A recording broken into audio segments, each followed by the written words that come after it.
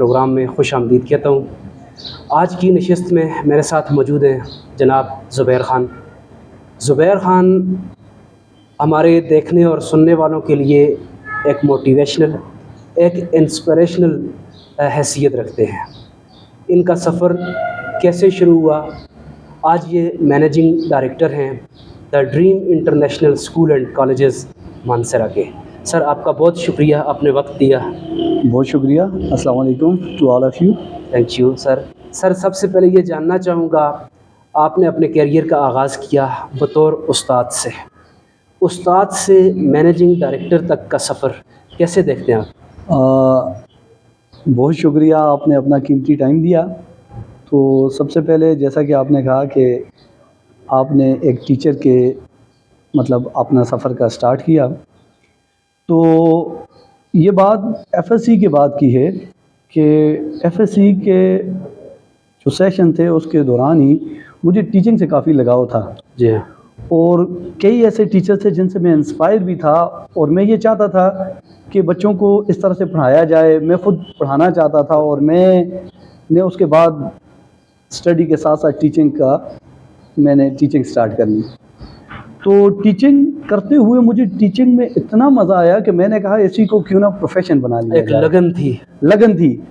फिर मेरे पास अल्हम्दुलिल्लाह क्योंकि थ्रू आउट में A+ था और अपने क्लास के टॉपर्स में से होता था, तो मेरे पास और भी बहुत सारी अपॉर्चुनिटीज़ थी डिफरेंट फील्ड को कंटिन्यू करने के लिए, लेकिन मैंने टीचिंग को ही अपना प्रोफेशन बनाया।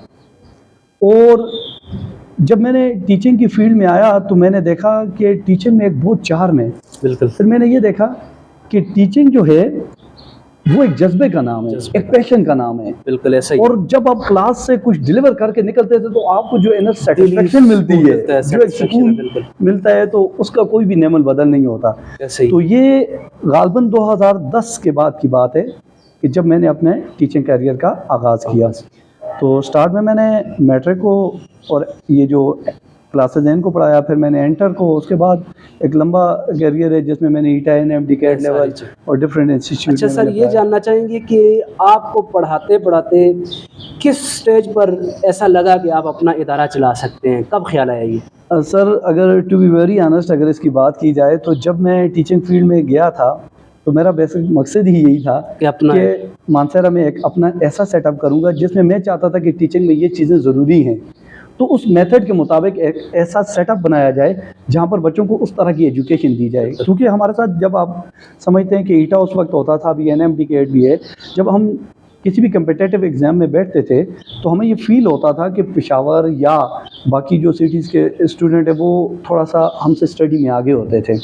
फिर स्टिल जब हम देखते हैं कि इंटरनेशनल स्टैंडर्ड्स को देखते हैं कि वहाँ पर आजकल टीचिंग के क्या मेथड्स जो हैं वो राइज हैं, तो उससे हमें डिफरेंस फ़ील होता था अपनी एजुकेशन में।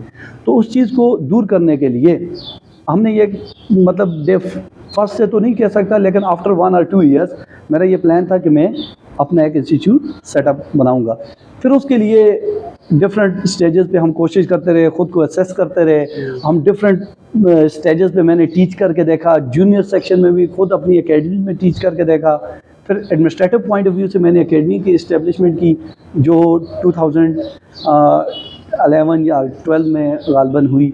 फिर उसके बाद आज तक उस एकेडमी को रन किया जिसमें डिफरेंट स्टूडेंट्स को मैं स्टडी करता रहा। ज़बरदस्त। क्योंकि अपने फ्यूचर प्लान के लिए कि कल दिन ये मुझे हेल्पफुल होगा। अच्छा सर, जब आपने अपना इदारा बना लिया, इब्तदाई तौर पर किन मसाइल से गुजरना पड़ा? Sir, you know that the beginning of everything is a very difficult task. बिल्कुल। तो इसमें कोई शक नहीं है कि कोई भी काम जो है वो आसान नहीं होता, मुश्किल होता है, लेकिन नामुमकिन नहीं होता। बिल्कुल। तो मेरा तो शुरू से यही इरादा है और यही मेरा मतलब एक बिलीव है कि अगर किसी चीज़ में आप एफर्ट कर रहे हैं, क्योंकि इंसान के बस में सिर्फ एफर्ट्स होती है। बिल्कुल। You have a solid plan.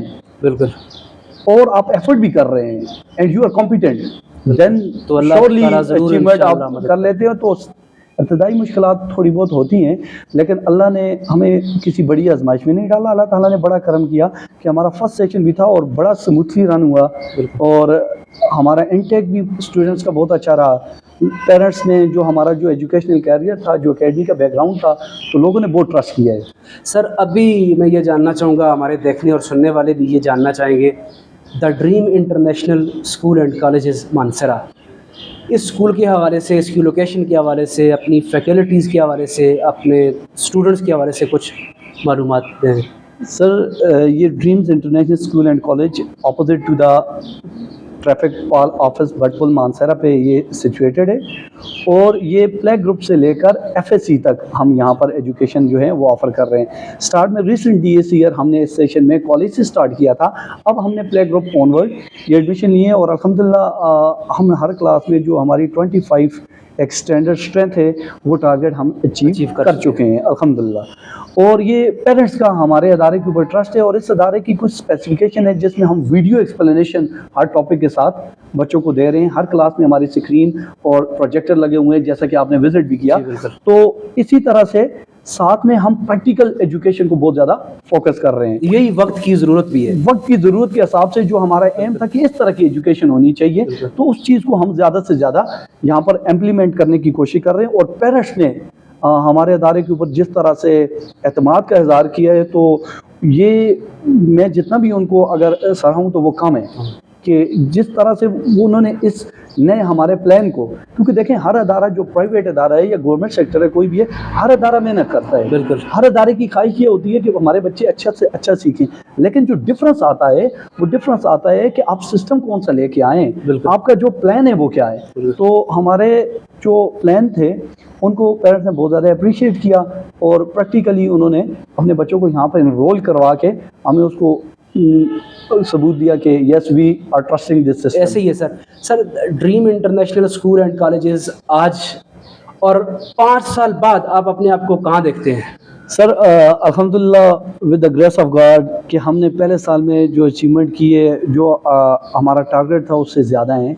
तो अगले 5 साल के लिए अगर मैं बोलूँ तो one of the top most जो कह सकते हैं कि जो फेमस इंस्टीट्यूट हैं हमारे केपी के और हज़ारा डिवीज़न के, तो उनमें इंशाल्लाह हम खुद को देख रहे हैं। फर्स्टली इन 5 ईयर में हम केपी के टॉप जो इंस्टीट्यूट्स हैं उनमें खुद को देख रहे हैं इंशाल्लाह, क्योंकि हमारा प्लान बड़ा सॉलिड है और हमारी टीम बड़ी कॉम्पिटेंट है। हमने कॉलेज लेवल पे ईटा एंड एमडीकेट के हमारे जो टीचर्स हैं उनको हायरिंग की हुई है। इसी तरह से जूनियर अगर मॉन्टेसरी लेवल में देखा जाए या हमारा जो जूनियर स्कूल है वहाँ पर भी देखा जाए तो हमने कोचिंग एकेडमी भी चल रही है। जी अल्हम्दुलिल्लाह, कोचिंग एकेडमी तो हमारा जो है 2010 या 11 से ऑनवर्ड का जो सफ़र है, और वो तो अपनी एक खुद पहचान रखता है, और उसको तो उसी तरह से हमने कंटिन्यू किए हुए, जिसमें डिफरेंट इंस्टीट्यूट के जो बच्चे हैं वो हमारे पास आते हैं रेगुलरली, और वो हम उनको जो भी हेल्प हो सकती है उनके सब्जेक्ट के हवाले से, उनकी जो डिफ़िकल्टीज़ होती हैं उनको रिमूव करने से हमारा जो किरदार है हम वो अदा करते हैं। जी हाँ नाजरीन, आज हमने मुलाकात की जनाब ज़ुबैर ख़ान से। ज़ुबैर ख़ान एक ऐसी शख्सियत हैं जिन्होंने बिल्कुल ग्रास रूट लेवल से काम शुरू किया और अल्हम्दुलिल्लाह आज ये मैनेजिंग डायरेक्टर हैं।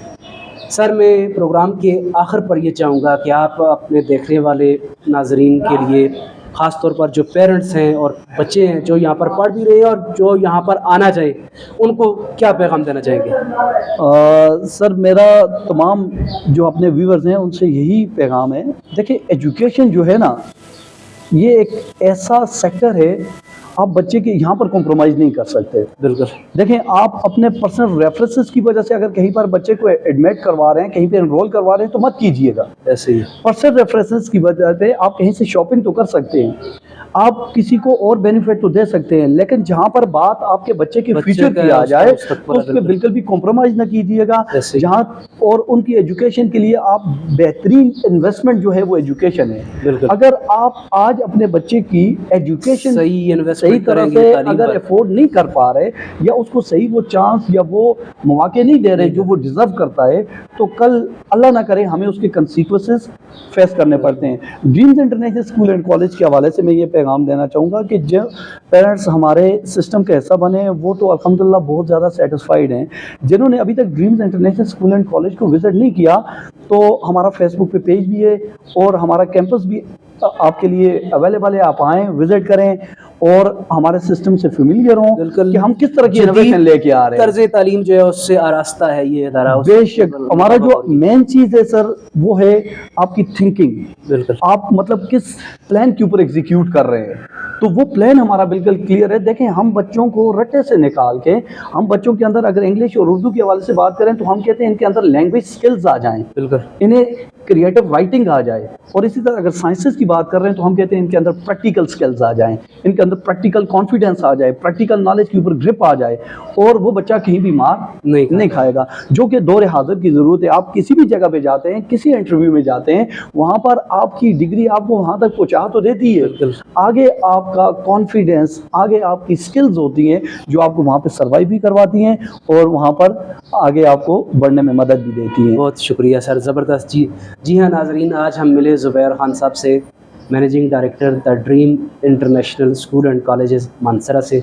यकीनन इनकी गुफ्तगू से, बातचीत से आप लोग मुस्तफ़ीद होंगे, और बिलख़ुसूस हमारी सोसाइटी के वो लोग जो कुछ करना चाहते हैं उनके लिए ये एक इंस्पिरेशनल इंटरव्यू था कि अगर आपके अंदर लगन हो, जज्बा हो, तो आप अपनी जो मंजिल है उस तक पहुंच सकते हैं। सर आपका बहुत शुक्रिया। बहुत शुक्रिया सर की, आपने टाइम दिया, और आपसे भी इजाज़त चाहूँगा जी। अल्लाह हाफ़िज़। पाकिस्तान जिंदाबाद।